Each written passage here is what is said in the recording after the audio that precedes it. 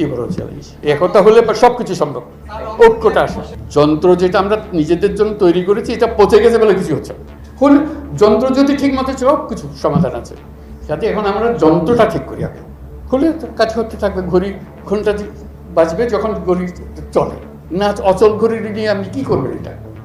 এটা নিয়ে যত কান্নাকাটি করেন কিছু করতে পারবেন না। তো কাজে যন্ত্রটা ঠিক করার জন্য এটাই হলো মুহূর্ত। সেখানে আপনাদের ভূমিকা খুব গুরুত্বপূর্ণ হবে। এই জিনিসটা পরিষ্কার করার জন্য আপনাদের মাধ্যমে আমরা একটা পরিবার, সবাই সবাইকে রক্ষা করব, সবাই সবার উপরে ওঠার চেষ্টা করব, সবাই মিলে এই জিনিসটা বুঝিয়ে দেওয়া। এবং যারা অপরাধী তাদের বিচার আমাদের করতেই হবে, তা নাহলে আমরা এটার থেকে মুক্তি পাবো না। সবাই এগিয়ে থাকবে। আমি কর্মসংস্থান সরকার করে দেবো এটার কথা বলতেছি না তো।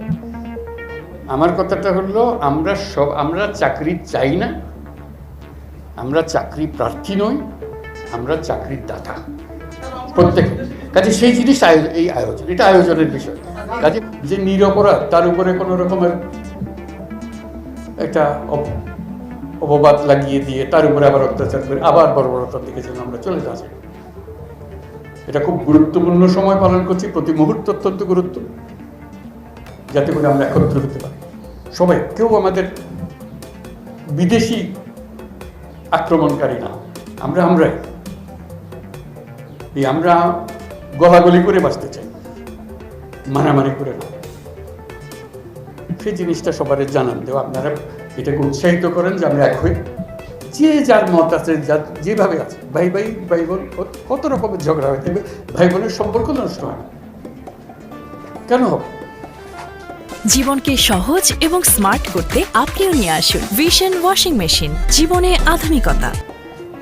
এটাকে আপনারা চারদিকে বলেন আমরা একই পরিবার, সে হিন্দু হোক, মুসলমান হোক, বৌদ্ধ হোক, খ্রিস্টান হোক।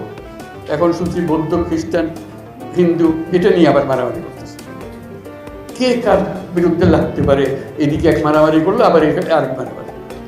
এইটা যেন না হয়। যেখানেই এরকম অত্যাচার হবে কারো উপরে, কোনো একটা অশিলা করে, ধর্মের অশিলা, অন্য কোনো অশিলা, সেটা রুখে দাঁড়াতে হবে। যা হয়ে গেছে সেটার থেকে আমরা মুক্ত হতে চাই, আমাদের পরিষ্কার করে করতে চাই।